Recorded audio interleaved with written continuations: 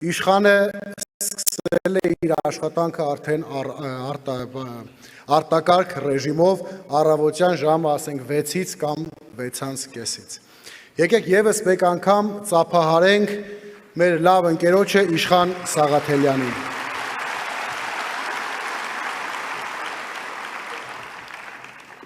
Մեծարգո նախագահ, հարգելի գործընկերներ, կուրսակիցներ, հյուրեր,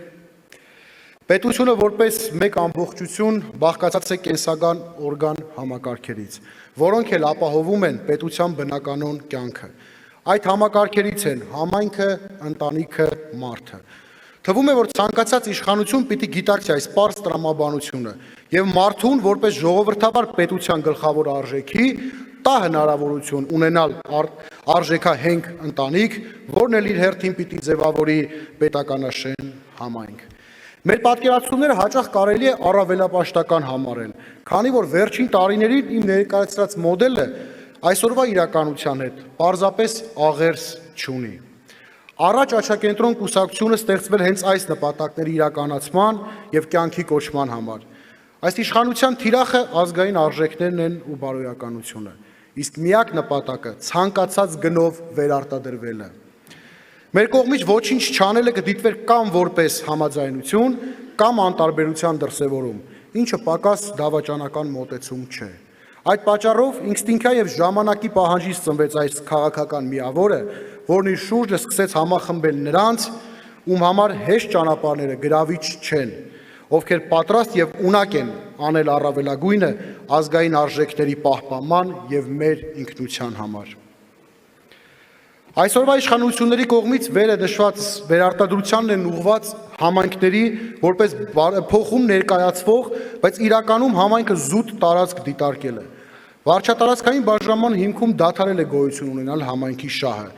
Միայն մեկ տրամաբանություն ունեն՝ խոշորացնել այնպես ու այնքան, որ հնարավոր լինի իրենց սրտի համայնքապետի ընտրությունը։ Իսկ զարգացման անհամաչափությունը ուղղակի աչք է ծակում։ Երևանը որպես մայրաքաղաք եւ պետության սիրտ բնականաբար ավելի բարենպաստ պայմաններ ունի ներդրումների համար, բայց պետության իրական ֆունկցիան պետք է լինի համաչափության ապահովումը, բոլոր համայնքներում ներդրումային հավասար հնարավորություններ ստեղծելով։ Հակառակ դեպքում մենք կունենանք թերաճ եւ գաճաճ օրգանիզմ, մեծ ու առողջ սիրտ, բայց առանց կենսական այլ օրգանների։ Եվ այս խնդրի լուծումը մեր գլխավոր անելիքներից է լինելու։ Փաստ է, քաղաքաբնակ մարդու կենսապահովման հիմնական աղբյուրը գյուղն է եւ իր հողից բարիք ստացող գյուղացին։ Հայ իրականության մեջ գյուղի հոգսն ու դժվարությունները հասկանալ ու կիսել պետք է պետական գերատեսչությունների կողմից, բայց այս իշխանությունների ֆեոդալացված մոտեցմամբ այդ գերատեսչությունները փակվեցին, ուղերձ տալով, որ առաջնահերթություններում չկա գյուղն ու գյուղացին։ Սա կիսափակ սահմաններով երկրի համար կարող է դառնալ պարենային անվտանգության լրջագույն սպառնալիք։ Աղքատությունը ձեր գլխում է, կամ առանց անգլերենի իմացության մոշ աճեցնել հնարավոր չէ։ Այս տխմարագույն թեզի կրողները, ունենալով պետականաքանդ եւ այլոց շահերին ծառայելու միտում, գյուղական համայնքներում կրկին փորձում են ասֆալտով ու մանկապարտեզով քվե գողանալ։ Իսկ իրականում այդ գյուղերը դատարկվում են ոչ թե այն պատճառով, որ ճանապարհները վատն են կամ մանկապարտեզ չկար, այլ այն պատճառով, որ այդ ճանապարհներով այն մթերքը, որոնք իրենք պետք է աճեցնեին եւ վաճառեին, այդ ճանապարհով այդ մթերքները չեն գնում համապատասխան շուկաներ։ Գյուղին իհարկե անհրաժեշտ է մանկապարտեզ, բայց եթե գյուղացին չունի ապրանքի իրացման մթերակայան, վաճառքի աջակցման պետական ծրագիր չկա, նա լքելու է եւ գյուղը, եւ համայնքը, եւ այդ ասֆալտապատ ճանապարհով այլևս ոչ մեկը մանկապարտեզ չի գնալու։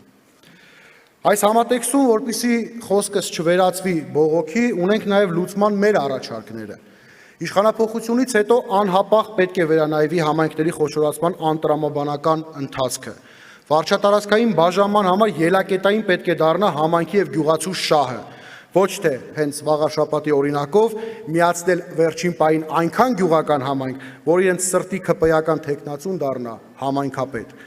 Այս ծառատավոր շրջապտույտը անհրաժեշտ է կասեցնել անհապաղ։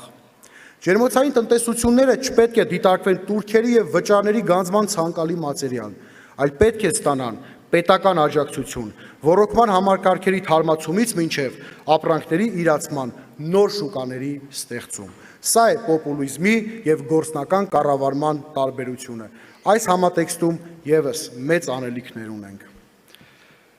Որպես ծնունդով էջմիածնեցի, դեռ մանկուց իմ առավոտները սկսվել են եկեղեցիների զանգերի ներքո։ Այդ ձայնը միշտ ուժ է տվել ինձ, երբեմն նույնիսկ ավելի պարծենկոտ դարձրել։ Ընկերական շփումներում այն հաճախ ներկայացրել են որպես իմ առավելություններից մեկը, մի կարևոր ազդեցություն, որը ձևավորել է իմ հոգեկերտվածքը։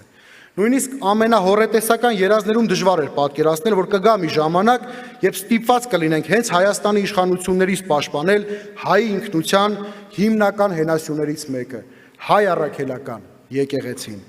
Այստեղ եւս մեր անելիքը հստակ է՝ եկեղեցու սահմանադրական իրավունքի վերականգնում։ Պետությունը որպես ժողովրդի առաջնահերթությունները ձևավորող ուժ պարտավոր է եկեղեցու նկատմամբ երբեմնի հարգանքը դարձնել նորից արժևորված ու տարածված։ Երբ ապազգային իշխանությունները քրեական գործեր էին հարուցում մեր առաջնորդի, մեր պայքարի ընկերների նկատմամբ, մեր բարեկամներն ու հարազատները հայտնվում են հետապնդումների թիրախում, իհարկե դա անազնիվ էր, բայց քաղաքական։ Իսկ հիմա թիրախում մեր գոյությունն է, եւ հետեւաբար սա ոչ թե զուտ քաղաքական, այլ գոյաբանական պայքար է, եւ այս պայքարում մենք պարզապես ձախողելու իրավունք չունենք։ Ուրեմն, իգործ դեպի մեր երազանքների հզոր ու երբեմնի հաղթական Հայաստանի վերակառուցումը։ Մեր գործն արդար է եւ Աստծո օրհնությամբ պիտի հասցնենք ավարտին։ Առաջ, սիրելի ընկերներ։